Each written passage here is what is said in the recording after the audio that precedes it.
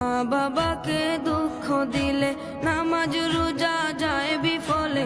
মা বাবাকে দুঃখ দিলে নামাজ রোজা যায় বিফলে।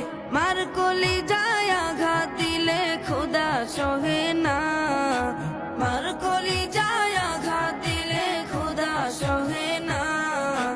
আল্লাহ নবীজির দয়া তারা পাবে না।